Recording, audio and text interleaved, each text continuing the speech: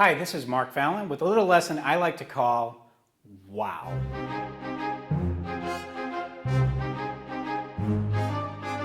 Good leaders understand that an important component of solving problems is to be honest with their employees. Back when I was in corporate America, I was working for a bank in New York. One day my boss came in to me and told me that management had made a decision that I had to lay off 10% of my employees. I had 30 people working for me, which means I had to lay off 3. And it wasn't because of anything I had done or my people had done. It was because sales hadn't made their numbers. In fact, the entire bank, everybody had to lay off 10% of their employees. Now, at that time, I was running the mail operation, and trust me, nobody picks up rumors faster than the people who work at the mail center.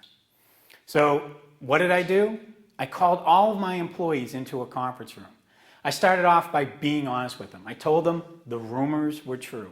I was going to have to lay off 10% of the staff. And I told them I didn't know who that was going to be yet.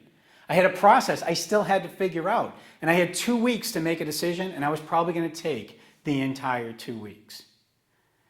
There was silence in the room, and suddenly one of my employees, one of my senior employees, raised his hand. And he said, "Mark, you know, I've worked here for a long time. I've had a good career. I've saved up a lot of money, and there's a good pension being offered as an early retirement package. I don't need this job. These young kids, they need this job. So I'm going to take the retirement package." Wow. Wow. Think about that. This was obviously not somebody I was going to let go. I've already told you what type of person he is. Could you imagine what type of employee he was?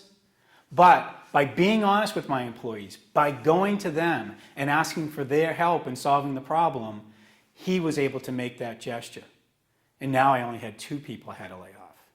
As managers, we have to remember, we don't have to keep all of the problems inside. We don't have to carry the weight of the world on our shoulders. We can reach out to our employees, be honest with them, and ask for their help.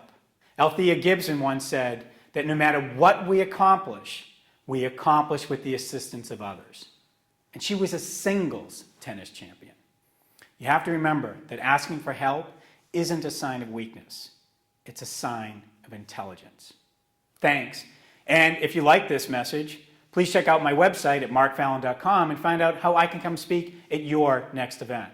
Until then, don't forget to love the little lessons. And don't forget to love your life.